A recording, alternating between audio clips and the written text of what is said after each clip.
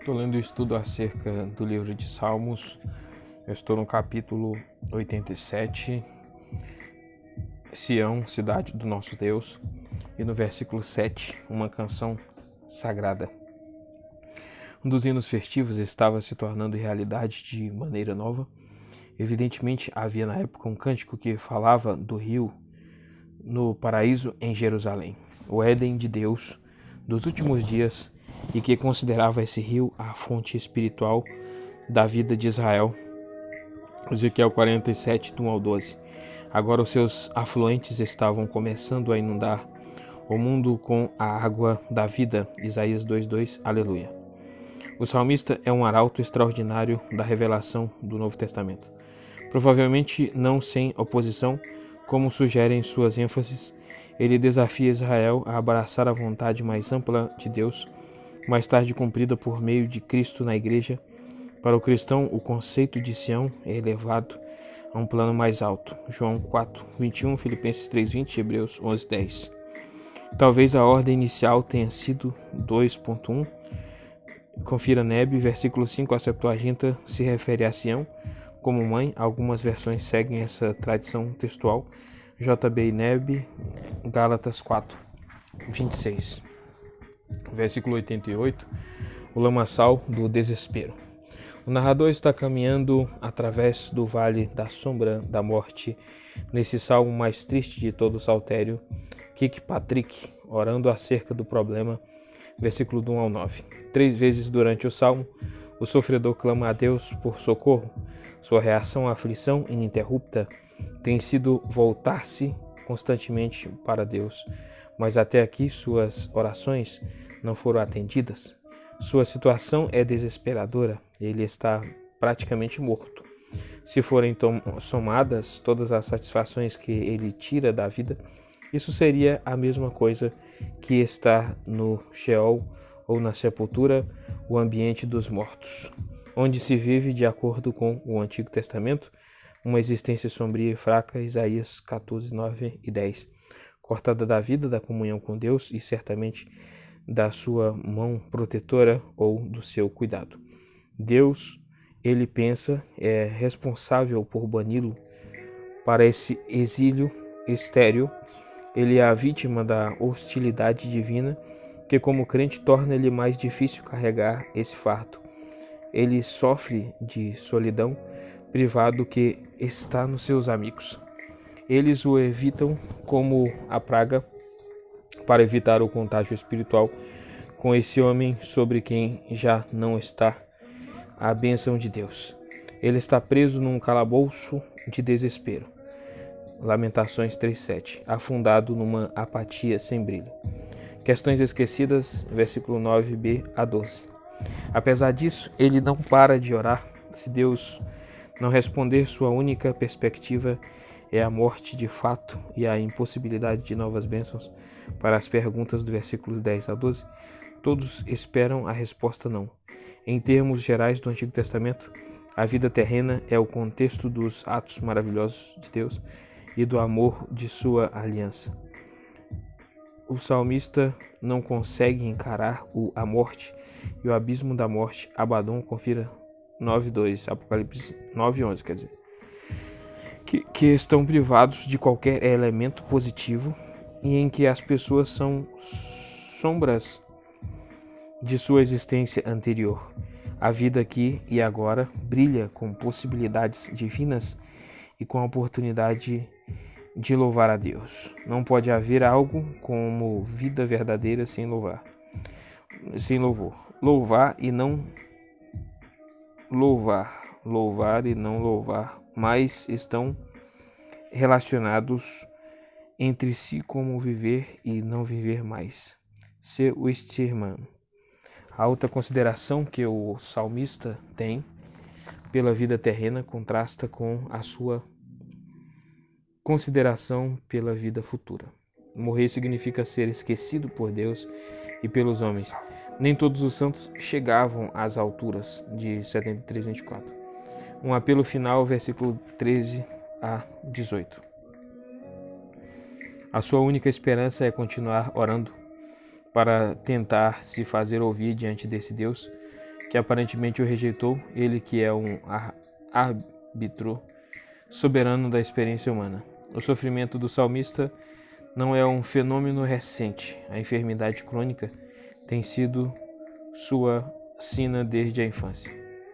Ele continua a repetir de forma obsessiva temas anteriores da solidão humana e se sentir vítima de Deus, tudo isso associado à sua ladainha da tristeza. Contra o pano de fundo deste salmo, o cristão pode apreciar melhor o grito de alegre louvor no Novo Testamento. Ele, Jesus Cristo, tornou inoperante a morte, segundo Timóteo 1,10. Sua ressurreição abriu as portas da vida eterna, onde está a morte e o seu aguilhão?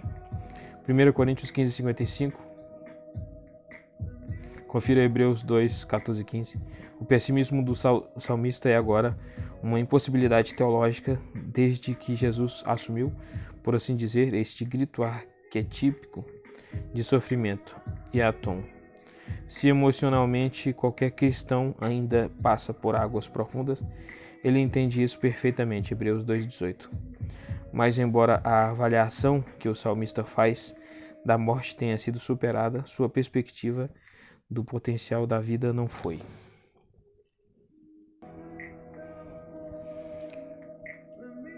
Salmo 89, a perplexidade da fé. Não há lugar em que o paradoxo entre a fé e a visão,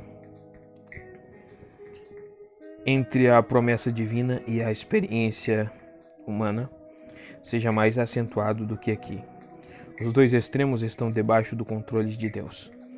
Disso o Salmo não tem dúvidas.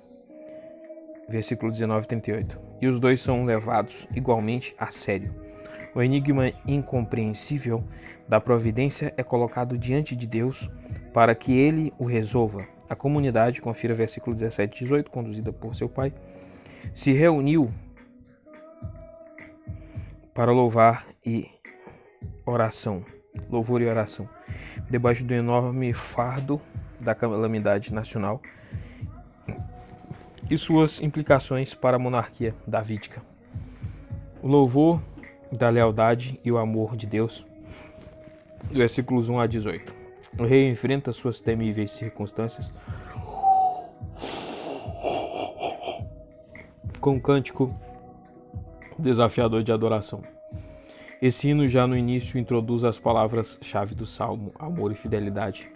Os dons e o chamado de Deus são irrevogáveis. Romanos 11:29. O rei se fundamenta nessa promessa que, com respeito à graça e à confiabilidade de Deus, elas têm validade eterna, refletem os aspectos celestiais e divinos. Ele tem em mente especificamente a aliança davídica, a promessa de uma dinastia que nunca morreria. 2 Samuel 7. O louvor do rei está em sintonia com os hinos celestiais dos cortesãos angelicais de Javé, que lhe prestam homenagem e cantam do seu poder e da sua constância, reconhecendo sua perfeição incomparável. Ele é o Senhor do mundo criado, até o mar. Versículo 9. Cruel lhe obedece. A menção do mar lembra um fragmento da tradição pagã, levado como despojo para Javé, concernente à sua vitória como criador sobre as forças do caos e seus monstros aliados. Jó 26:12, Salmo 74:13, Isaías 51:9.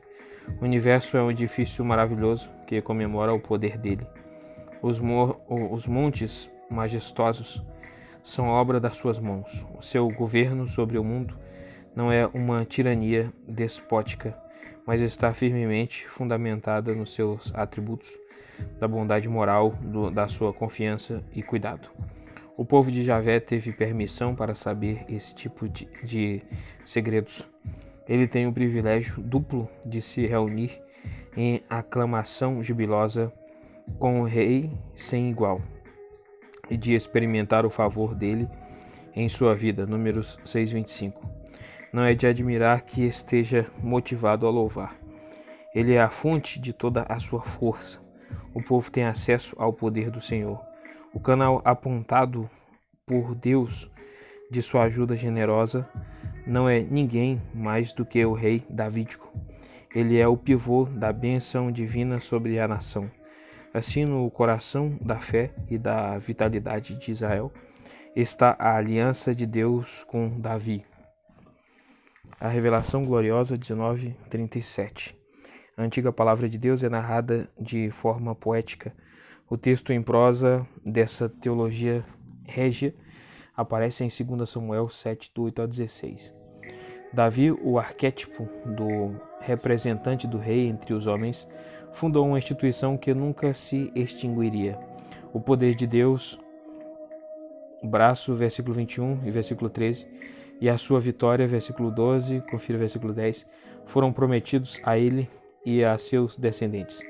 Assim como Deus era o rei do mundo, também o seria o rei davídico, com seu reino estendendo-se por todo o mundo semítico do Eufrates e seus afluentes até o mar Mediterrâneo. Seu relacionamento com Deus seria singular. Como representante crucial da nação aos olhos de Deus, ele receberia o título especial do primogênito. Êxodos 4:22. E trataria Deus como pai, versículo 26, adotivo e protetor, Salmos 2. As obrigações da aliança eram postas sobre cada sucessor, mas a promessa inicial de Davi permaneceria para sempre. Faltosos individuais não ficariam impunes, mas nenhuma fraqueza humana poderia debilitar a palavra imortal que tinha lastro no caráter de Deus. A terrível realidade, versículo 38 a 45. A realidade prometida parece ter sido ofuscada em virtude da forte experiência do rei do país. Deus tinha rejeitado a sua aliança inviolável. Versículo 34. Assim se afirma, esse é o cerne do problema.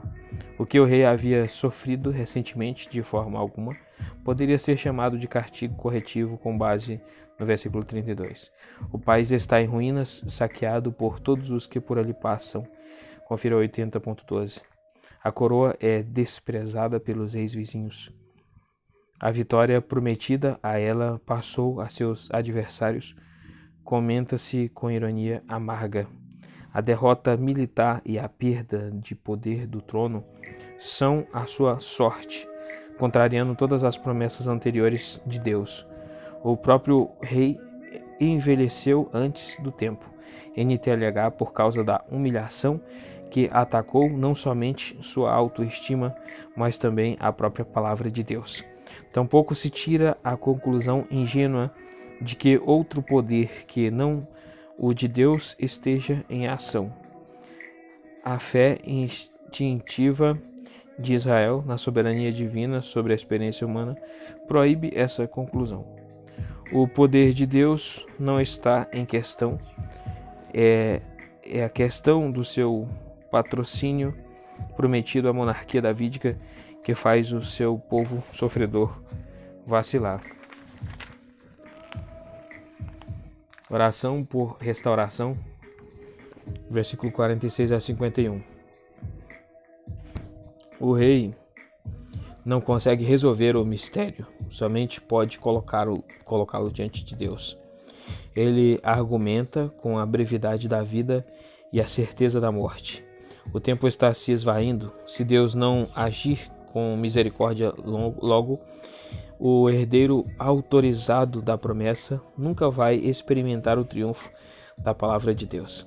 Ele é uma caricatura lastimável de todas as promessas de Deus, a quem foram negadas as primícias do seu amor. BJ, supostamente o rei mais elevado dos reis da terra. Na realidade, é humilhado e carrega o peso da zombaria dos estrangeiros. Sua palavra final, o teu ungido, é um apelo máximo. Seu papel pessoal de recipiente das promessas divinas e das esperanças humanas. Esse ponto de interrogação colocado sobre a monarquia davídica estava destinado a aumentar à medida que diminuísse o poder de Judá e o povo fosse arrastado para o exílio. O retorno à terra também não trouxe consolo embora o problema fosse aliviado temporariamente por meio da reinterpretação das promessas davídicas, Isaías 55, 3 ao 5. Mas nunca se perdeu a esperança de um Messias, um Cristo, um rei ungido da linhagem de Davi, que iria incorporar perfeitamente todos os ideais das Escrituras. O Novo Testamento proclama que Jesus é exatamente esse prometido, Lucas 1,32 e Atos 3,22. Ele reivindicou ser o cumpridor legítimo das antigas promessas e, nas suas mãos, elas cresceram até assumirem proporções cósmicas. Confira primogênito em Romanos 8,29, Colossenses 1,15 e Apocalipse 1,5. É irônico que esse salmo em que o sofrimento e a glória se chocam estabeleça um padrão misterioso que foi seguido pelo herdeiro. Aqui está o seu rei, se disse de alguém que usava uma coroa de espinhos. Versículo 47b, todas as pessoas que criaste vão morrer um dia. Cada poço aonde ele vai, em TLH, possivelmente é melhor traduzir por calcanhares, enquanto foge. No versículo 52, não faz parte do Salmo, mas é uma doxologia que marca o final do terceiro livro do Saltério.